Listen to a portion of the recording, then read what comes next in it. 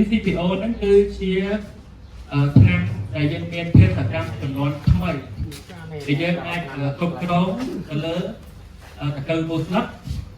យើងបាញ់បាននៅពេលដែលមានវត្តមានរបស់មេអំបៅតកូវមូស្លឹកហ្នឹងពេលដែលបងវែងទឹកឃើញបងចាប់ដើមបាញ់ចូលតែម្ដងអញ្ចឹងទោះតែឆ្នាំហ្នឹងខ្ញុំចាត់ដោយរបៀបណាអញ្ចឹងដល់ពេលដែលបងបាញ់ចូលគឺឆ្នាំហ្នឹងគឺវាមានបច្ចេកវិទ្យាភ្លៀងអាសូលីតដែលធ្វើឲ្យទឹកឆ្នាំហ្នឹងគឺជ្រាបជាប់ទៅលើស្លឹកបានយូររហូតដល់21ថ្ងៃអញ្ចឹងដល់ពេលដែលពេលអំបៅកងកាយ7ថ្ងៃ10ថ្ងៃក្រោយមកជាតកូវបងបាញ់ទៅពេលវគ្គដែលមានពេលអំបៅបងចំណេញទេបងពេលហ្នឹងអត់ទាន់ទីបំផ្លាញទៅបងទេអញ្ចឹងវាពិសេសផងហ្នឹងហើយពេលដែលបងបាញ់ពេលដែលមានវត្តមានតកូវកើតឡើងហើយគឺរយៈពេល1ម៉ោងមានន័យថាបាញ់ហើយ1ម៉ោងពេលដែលបងលក្ខខណ្ឌបាញ់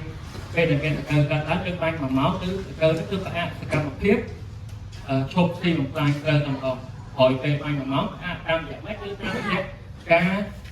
កន្ត្រាក់នៅសាច់ដុំបិទគប់ឈររហូតរយៈពេល1ម៉ោងហ្នឹងរហូតដល់3ម៉ោងក្រោយបានតកូវប្រកាសធ្លាក់មកអញ្ចឹងអាចធ្លាក់តាមដំបូងមកហើយអាចធ្លាក់ទៅលើដីការប្រើប្រាស់ NCPO គឺកម្ចាត់ដង្កូវបានលឿនកម្ចាត់ដង្កូវដែលសងឆ្នាំការពារបានយូររហូតដល់21ថ្ងៃអញ្ចឹងបើសិនជាបងទៅប្រើប្រាស់ឆ្នាំ NCPO ទៅកម្ចាត់បានលឿនត្រូវបងអត់ខូចទេហើយការពារបានយូរអញ្ចឹងបងចង់ប្រើហើយបងបាទបងមិនចង់ប្រើម្នាក់បងមកសុំជួយលើកដៃតិចអូបាទបងអបអរសាទរបងចង់ប្រើសិនទាំងអស់គ្នាបាទអរគុណបងអញ្ចឹងខ្ញុំសូមឲ្យបងមើលវីដេអូបន្តមួយ